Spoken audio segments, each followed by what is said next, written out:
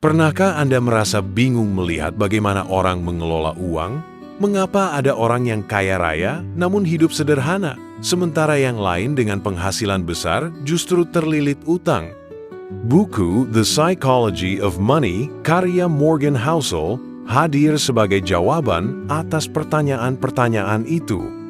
Buku ini bukan sekadar tentang cara menabung atau berinvestasi, tapi lebih dalam lagi tentang perilaku manusia terhadap uang.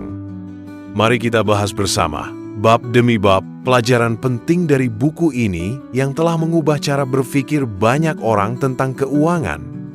Sebelum kita mulai, yuk bantu subscribe channel ini agar bisa membantu kamu untuk dapat menjadi pribadi yang lebih baik. Mari kita mulai. Bab 1. Tidak selalu masuk akal. No one's crazy. Setiap keputusan keuangan yang kita buat, meski kadang terlihat bodoh bagi orang lain, sebenarnya masuk akal jika dilihat dari pengalaman pribadi kita. Misalnya, seseorang yang tumbuh besar di era inflasi tinggi mungkin akan sangat berhati-hati dengan utang. Sementara yang tumbuh di masa booming pasar saham bisa sangat percaya diri dalam berinvestasi. Housel menekankan, kita semua membentuk persepsi uang berdasarkan pengalaman unik masing-masing. Tidak ada yang sepenuhnya waras atau gila dalam keuangan. Semuanya relatif terhadap kehidupan kita sendiri. BAB 2. Keberuntungan dan risiko. Luck, risk. Kesuksesan tidak selalu datang dari kerja keras. Terkadang keberuntungan memainkan peran besar, begitu juga sebaliknya. Kegagalan bisa disebabkan oleh faktor di luar kendali. Contoh nyata adalah Bill Gates. Ia beruntung masuk ke salah satu dari sedikit sekolah yang memiliki komputer saat itu. Tapi jangan lupa, ada juga teman sekolahnya yang pintar, tapi mengalami nasib buruk karena kecelakaan. Pesannya, jangan terlalu cepat menilai diri sendiri atau orang lain. Fokuslah pada proses, bukan hanya hasil. Bab 3. Jangan pernah cukup, never enough. Keserakahan bisa menjadi musuh utama. Banyak orang sukses yang kehilangan segalanya karena tidak tahu kapan harus berhenti. Morgan Housel mengingatkan, ada banyak hal yang layak dikorbankan demi kekayaan, tapi kedamaian batin bukan salah satunya. Belajarlah merasa cukup. Karena mengejar kekayaan tanpa batas hanya akan membuat kita kehilangan hal-hal yang benar-benar penting dalam hidup. Bab 4. Kebebasan, confounding compounding. Keajaiban bunga majemuk atau compounding adalah salah satu kekuatan paling dahsyat dalam keuangan. Tapi sayangnya, tidak semua orang sabar untuk menunggu hasilnya. Contohnya, Warren Buffett. Sebagian besar kekayaannya datang setelah usia 50 tahun. Ia bukan hanya investor hebat, tapi juga contoh nyata dari orang yang membiarkan waktu bekerja untuknya. Kuncinya adalah konsistensi dan kesabaran. Investasi terbaik adalah yang bertahan lama. Bab 5. Mendapatkan versus menjaga kekayaan, getting wealthy versus staying wealthy. Mendapatkan kekayaan membutuhkan keberanian dan ambisi. Tapi mempertahankannya membutuhkan kerendahan hati dan rasa takut kehilangan. Orang kaya bisa jatuh miskin dalam semalam jika terlalu percaya diri dan mengabaikan risiko. Itulah mengapa strategi bertahan seperti punya dana darurat, asuransi, dan hidup di bawah kemampuan lebih penting daripada mengejar hasil tertinggi. Bab 6. Ketundukan terhadap ketidakpastian, tails, you win. Banyak hasil besar dalam hidup berasal dari keputusan kecil yang ternyata sangat berpengaruh. Dalam investasi, kita sering melihat bahwa sebagian besar keuntungan datang dari sedikit saham yang tumbuh luar biasa. Jadi, jangan buru-buru menilai semua keputusan keuangan harus sempurna. Yang penting adalah berada di jalur yang benar cukup lama hingga peluang besar itu datang. Bab 7. Kebebasan sejati, freedom. Tujuan utama dari uang bukanlah untuk membeli barang-barang mewah. Tujuan sesungguhnya adalah kebebasan. Kebebasan memilih bagaimana Anda menghabiskan waktu Anda. Housel percaya, kebebasan untuk mengontrol jadwal sendiri adalah bentuk kekayaan tertinggi. Dan seringkali kita bisa mencapainya bukan dengan menjadi miliarder, tapi dengan hidup lebih sederhana dan sadar akan apa yang benar-benar kita hargai. Bab 8. Manusia Normal, Man in the Car Paradox.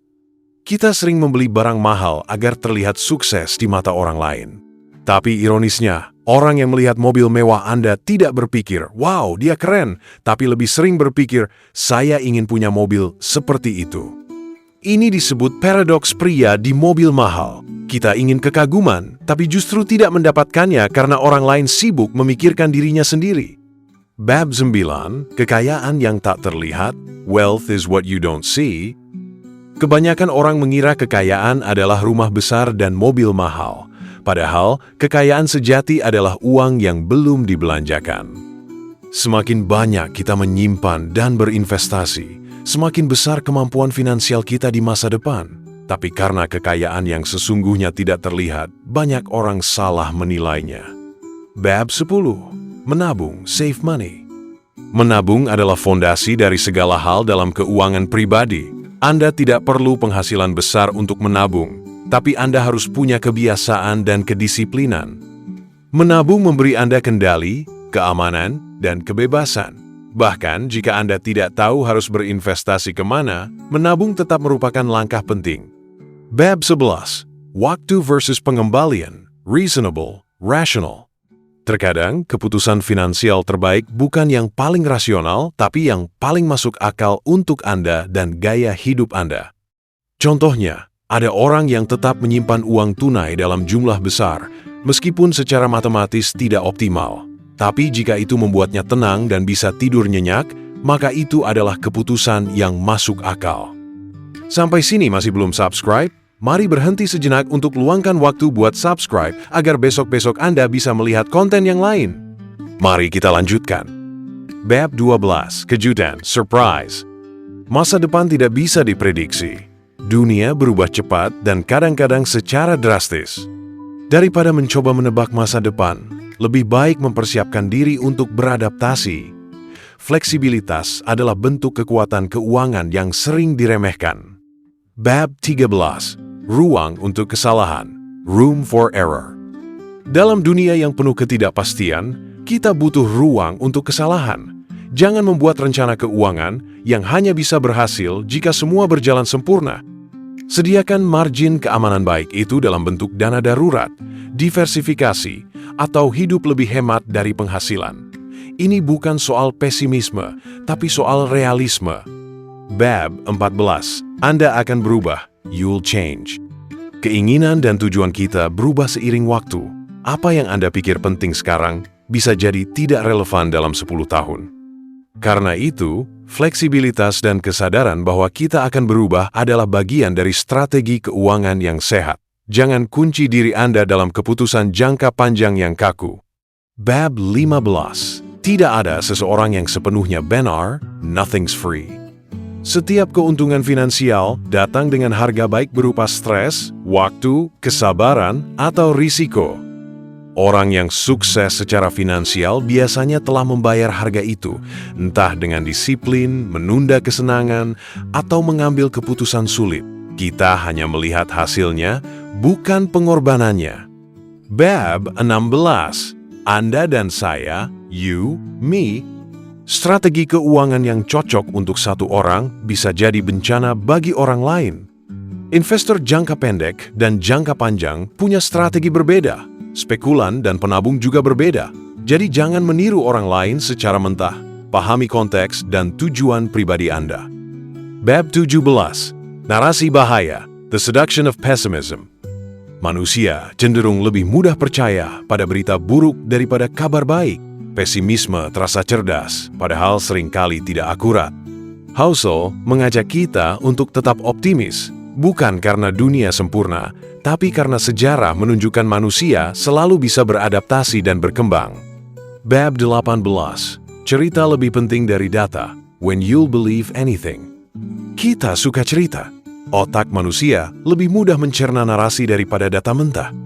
Sayangnya, ini bisa membuat kita jatuh dalam jebakan informasi yang meyakinkan tapi salah. Pelajaran pentingnya, verifikasi sebelum percaya, dan jangan terlalu cepat mengambil keputusan berdasarkan cerita semata. Bab 19, semua itu terhubung, all together now. Di bab ini, Morgan Housel menyatukan semua pelajaran sebelumnya menjadi satu prinsip utama. Keuangan pribadi adalah tentang perilaku, bukan soal IQ, tapi soal kontrol diri, kesabaran, dan kesadaran diri. Anda tidak harus menjadi jenius untuk sukses secara finansial. Anda hanya perlu membangun kebiasaan baik dan bersikap rasional cukup lama. Bab 20, pengakuan penulis, Confessions. Di akhir bukunya, Housel secara terbuka membagikan bagaimana ia mengelola keuangannya sendiri. Pendekatannya sederhana, konservatif, dan sangat pribadi. Ia tidak mencoba mengalahkan pasar, tapi berusaha tidur nyenyak setiap malam. Ia menekankan bahwa setiap orang berhak membentuk strateginya sendiri sesuai dengan kenyamanan dan tujuan masing-masing. Bab terakhir, penutup. Buku The Psychology of Money adalah pengingat bahwa keputusan finansial yang baik bukan selalu yang paling cerdas, tapi yang paling cocok dengan hidup kita. Kaya bukan hanya tentang angka di rekening, tapi tentang pilihan, kebebasan, dan ketenangan hati. Dan semua itu dimulai dari memahami diri sendiri dan hubungan kita dengan uang. Terima kasih telah menyimak rangkuman ini. Jika Anda merasa terinspirasi, mungkin saatnya mulai memperbaiki kebiasaan keuangan Anda hari ini dengan pemahaman yang lebih dalam dari sekadar angka. Bantu konten ini dengan cara like dan share ke teman Anda agar lebih bermanfaat. Bila ada buku lain yang ingin dibahas, bisa komen di bawah ya. Sampai jumpa.